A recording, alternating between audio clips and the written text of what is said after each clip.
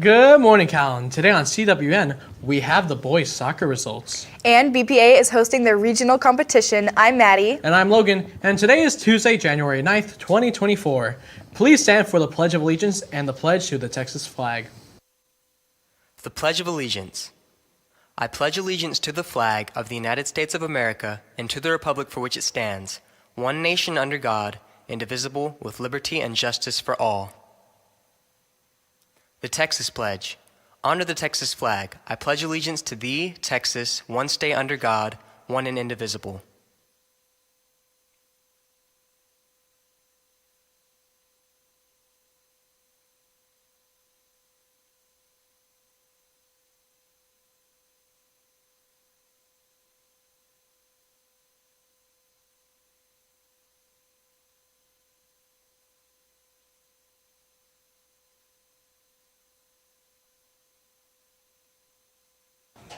Attention all SNHS members, you need to turn in $15 for dues.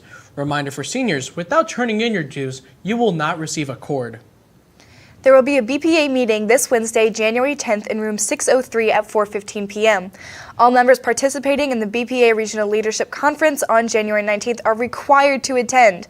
You will receive an itinerary and the other important information about the conference at the meeting. BPA is hosting the regional competition here in Calallen towards the end of the month. We caught up with one of the members for more information. Hi, I'm Roxanne. I'm here with Jenny Pickens and Trista Johnson. Trista. I heard that y'all were doing something January 19th. Can you tell me more about that? Yes, January 19th, which is next Friday, Calallen High School will be holding the BPA Leadership Conference, which is our first round for BPA. And do you know how many schools are going to be competing in that? Yes, there will be 14 schools showing up to the Leadership Conference, and there will be 18 students from Calallen High School representing. This is our third year hosting the event. And can y'all tell me more about this bee thing y'all have going on? Well, we have been working very hard for BPA. We have been busy bees. I love that joke. And thank you. That's all from me. Back to the studio. Mrs. Perales gave us all the information about the winter dance. So, are you going to the winter dance? Yes, I am. I'm really excited about it. That's awesome here. I know I'm probably going to get my groove on. And also we have yesterday's question and giveaway. The question was, who started the dab? Congrats to Dominic Sanchez, who answered Cam Newton. And here's today's question for the Winter Wonderland Dance giveaway. Hey cats, another day, another giveaway. Congratulations to yesterday's winner. Now for today's question. Which travels faster, light or sound? And at what speed? Don't forget to email y'all's answers to CalallenTV@gmail.com. And the dance is this Friday. Don't forget, send in your answers to get a free ticket. Thank you, and back to the anchors. We spoke to one of our Floral Design students to see what they've been working on in class. Let's go take it to them. Good morning, Wildcats. I'm here with Ella. So, Ella, I heard y'all are learning about Floral Design certifications. Can you tell me more about that? Yes, there's multiple different certifications that we can get, but the one we're mainly focusing on is knowledge-based certifications, which is honestly just a lot of vocabulary, but it's going to help us get jobs in the future. That's really cool. How are y'all guys coming along with that? I think it's going really good. We've been working on it for the past couple days, so I think it'll be good. That's really cool. Let's take it back to the studio. One of our own students in homemaking gave us a rundown on what all she does. Let's check it out. Good morning, Wildcats. I'm Lauren. Today I'm here with Kayla. Kayla, can you tell me what homemaking is? Homemaking consists of a bunch of different events here at the livestock show, such as baking, photography, arts and crafts, and stuff like that. So basically like hands-on, like arts and craftsy, baking yourself kind of thing. That is so cool. And what do you do in homemaking? I participate in the photography contest. I compete in 3 different categories. I compete in senior black and white, senior animals, and senior people. Thank you, Kayla. Back to the studio. Our yearbook had a work day. We spoke to one of the students, Caitlin, to see what they all worked on. Hey Wildcats, I'm here with Caitlin. Can you tell us about what y'all are doing tonight with the yearbook? So tonight we're having a yearbook work night, so we do have a deadline coming up next week. It's a 50-page deadline, and so we're just going to get together the staff tonight with some snacks and just work on what we need to work on. Right now we're currently working on some mods for pages, and then just anything else that we can find we're going to do so we can get that deadline done. Sounds great, and back to the studio. Emma caught up with Mrs. Richualo to get some information on UIL social studies and current events. Let's take it to them for more. Hey cats, I'm Emma and I'm here with Ms. Ritualo. So you're part of the social studies and current events UIL. Can you tell me more about that, please? Sure. So the social studies, there's a multiple choice test and an essay, and they are both over a book that the students have to read and know pretty well. And then current events, they just have to know current events nationally, state level, and locally. And same thing, multiple choice test and an essay. Perfect. Thank you. Hey Cats, I'm Em, and I'm here with Jude Harms and Sam Sievers. So Sam, you're a part of the Social Studies UIL. Can you tell me more about that, please? We have to read this book, His Majesty's Opponent. It's about Subhas Chandra Bose and India's struggle against empire during World War I. And then we have to answer questions about it. Well, that's really interesting. And Jude, you're a part of Current Events UIL. Can you tell me more about that? Yeah, so we read the news, watch YouTube videos about what's going on in the world. We take a approximately 35-question test, and then you write an essay over, a topic that is relevant to what's happening in the world or locally. I've had stuff ranging from international politics to local government. Well, that's really cool. Good luck to y'all, and back to the studio. Mrs. John's packed chemistry class is working on dimensional analysis. We caught up with her to see what it's all about. So I'm here with Ms. Johns, and y'all had a lab over dimensional analysis. Can you tell me a little bit more about that? Sure. Like in the PAC class, we're learning right now how to do unit conversions because we're going to use it a lot in the class, and different units that that are coming up. So I wanted to do it and to kind of make a lab of it today where they can make their own conversion factors. And so a couple of things they did is they jumped to measure how many centimeters their jump was, and then I had measured the distance from my room to the bathroom, which is 154 feet. So they're going to be able to convert that to figure out how many jumps it would take them to get to the bathroom. Another one we did was I saw that it would take it's 1,887 kilometers to walk to Disney World, and so or that's the distance. And so I let them skip, walk, run. I had a kid actually bear crawl, whatever they wanted to do, and they could do 50 feet here, and they timed it, and then that way they could figure out how many days it would take them to do that activity nonstop to get to Disney World. And then the last one is I did look at the Guinness World Record trying to find something interesting about mass, and it said that the largest baby ever born was 22.5 pounds, and I was like, oh, that's a big baby. And so then we decided I wanted to figure out what we could do, and so we've figured out with Tootsie Rolls, and they timed how long it would take them to eat a Tootsie Roll. And so we were going to say, if we had a Tootsie Roll that weighed 22.5 pounds, how many hours would it take you to eat that large of a Tootsie Roll? So that's what they did today. And hopefully they learned a little bit how conversion factors can be whatever they are, as long as they're two things that are equal to each other, so they can learn how to convert their units and really understand what that means. That's cool. That's all from us. Now back to the studio. That was much better. RJ caught up with Mrs. Gaitan to find out what's going on in economics.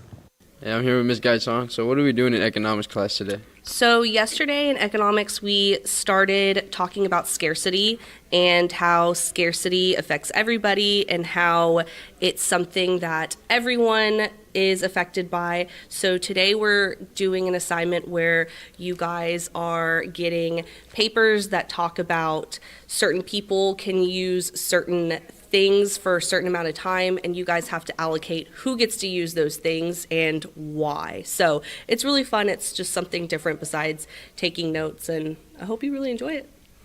That's cool. Maybe we will. That's all from us. Now back to the studio. We spoke to Mr. Easton to see how the robotics tournament went last week.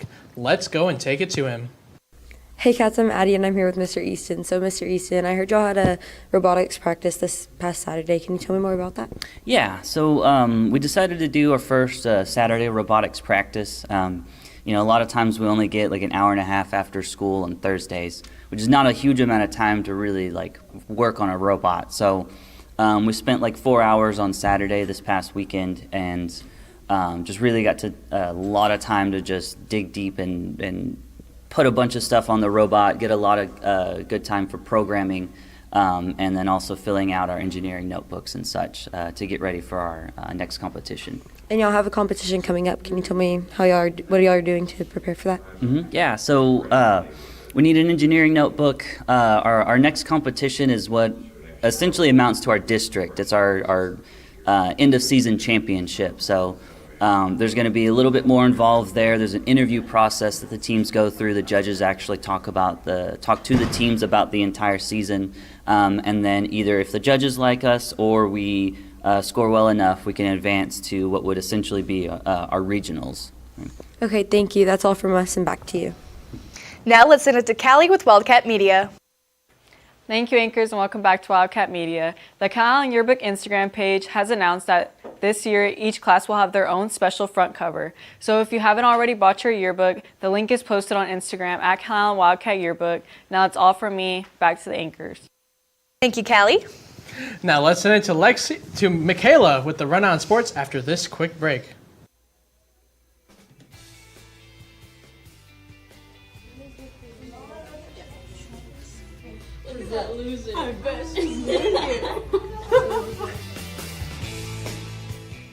Hey, what's your name? No habla inglés.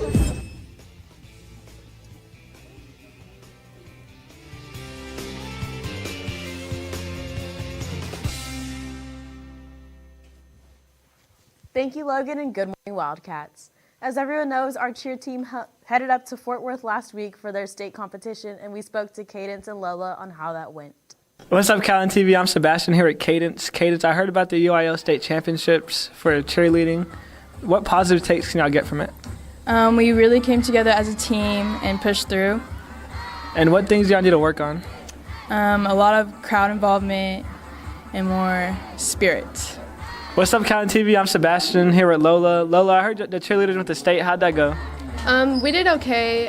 It was honestly one of the best routines we've ever done, and we put everything out there, but our division in 4AD1 is really tough, but we did our best. And how was y'all's experience? It was really fun and exciting, and we went out to eat as a team before we competed, and it was just really fun. And what did underclassmen get from going to state? They learn like the experience and what it's really like and how to cheer at UIL, which they don't really understand once they first get on the team, but I think the upperclassmen really helped them and guided them through the process. Thank you. That's all from me and Lola. Back to the studios. Coach Ashburn is coaching a middle school basketball team, and we wanted to get his thoughts on how that's going. Let's take it to him for more. Good morning, Wildcats. Here, Coach Ashburn. So how is the season going for your middle school team? Middle school teams are doing pretty well. All four teams have winning records. We're all first place in district. Coach Slade is dominating. He hasn't lost a game yet. 8th grade B team hasn't lost a game yet either. We actually tied Alice, which is weird for a basketball game. And 8th grade A has only lost one game. It was in a tournament to Mathis of all people. But all teams are doing really, really well. Do y'all have a game coming up? We do. We played last night in Bishop and destroyed them. And this weekend there's a B team tournament for 7th and 8th grade out in Flower Bluff. So if you want to watch some middle school boys basketball, which everyone does, games start at 10 o'clock. Thank you for the interview. With that, back to the studio. We have the boys soccer tournament results in Ingleside from the past week. We spoke to Coach Mora for more information. Hey Cats, it's Giselle. I'm here with Coach Mora. Coach Mora, can you tell us about your latest game that happened? Yes, ma'am. We had 3 games at the Ingleside tournament this weekend. Lost 2 and won 1. We lost against Pleasanton, Calallen High School, McAllen Memorial, and also we beat Palacios, however you say that one. So. When's your next game? Next game is January 19th, so finally got some good playing out of that tournament. So excited for the upcoming games. Thank you. Back to the studio. And that's the latest on Calallen Sports. Back to you, Logan. Thank you, Michaela. Now it's time for your weather report with James right after this quick break. Good morning, Wildcats. This is just a PSA on leggings. You are only allowed to wear leggings if they go mid-thigh or longer. If not, you will be dress coded. Back to the studio. Thank you, anchors, and good morning, Calallen. Inconsistent weather patterns continue across southern Texas. Your weather forecast presented by Baytech Robinson Family. Currently, temperatures at 61 degrees with 17-mile-an-hour winds out of the northwest. They're continuing to flood in from behind that powerful cold front. We're going to see that throughout the rest of the day. We do have a red flag warning for inland areas today and this afternoon. However, throughout the rest of the day, the winds are actually going to calm down as the front moves all the way off into the Atlantic Ocean. Temperatures are going to peak at about 65 degrees and go all the way down into the lower 50s by 10 p.m., with wind speeds eventually being at 4 miles an hour out of the south-southeast. Not too different from what we typically see this time of year. However, throughout the rest of the week, we can see continuing inconsistent weather, with Wednesday and Thursday seeing warm temperatures at 73 and 76 degrees, with winds at about 5 to 15 miles an hour, north on Wednesday and south on Thursday. But then on Friday, the weather goes right back to what we saw yesterday, with temperatures in the mid-60s and Again, wind speeds out of the northwest at 20 to 30 miles an hour. So we can expect conditions similar to what we saw yesterday with this new front that we'll be approaching at the end of this week. With that, let's take it back to the anchors. Thank you, James. And that's all your announcements for today, but now it's time for your joke of the day. So guys, what do you call an angry carrot? I don't know, Logan, what? A steamed veggie. For all you social people out there, make sure you're following us on Facebook, Twitter, TikTok, and Instagram at Calallen TV for all the latest updates. Also, subscribe to us here on YouTube to catch all of our latest videos. And as always, stay classy, Calallen.